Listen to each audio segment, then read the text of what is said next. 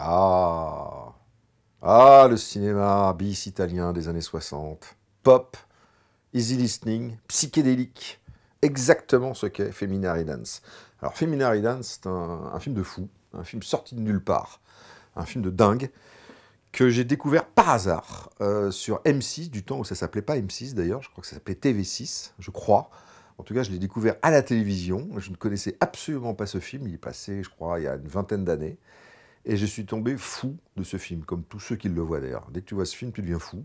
Enfin, fou du film, pas fou toi-même.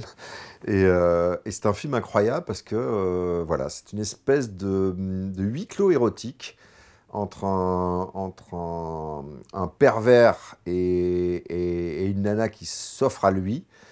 Sauf qu'il y a des coups de théâtre et des rebondissements de situation, qu'il y a une espèce de discours totalement barré sur le machisme derrière tout ça.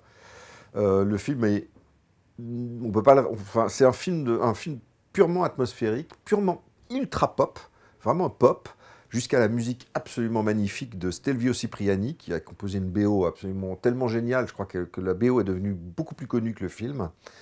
Et voilà, et ce film est sorti après en VHS. Moi, je l'avais récupéré en VHS sous le titre Le Duo de la mort à l'époque. J'étais fou, je passais la VHS en boucle, la passais aux potes qui eux-mêmes ne connaissaient pas ce film.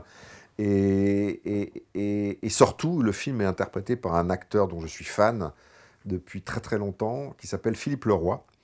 Et Philippe Leroy, c'est un acteur français en fait, qui a commencé sa carrière en 1960 dans un film qui s'appelle Le Trou de Jacques Becker, le classique absolu du film de prison français. Et après ça, il est parti en Italie, il a fait une carrière, il a tourné dans une centaine de films bis, il a tourné dans tous les genres, il a tourné pour tous les réalisateurs italiens. Et il se trouve que dans la vie, d'ailleurs, il est le père de Philippine Leroy-Beaulieu, actrice qui joue dans Trois hommes et un couffin. Là, je vais un peu loin. Mais voilà, en tout cas, je suis fan de cet acteur, fan de ce film. Et en plus, je vous conseille de le voir en 35 mm, si je ne m'abuse, Docteur.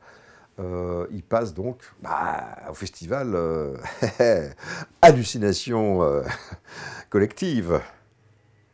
Ah, de Lyon.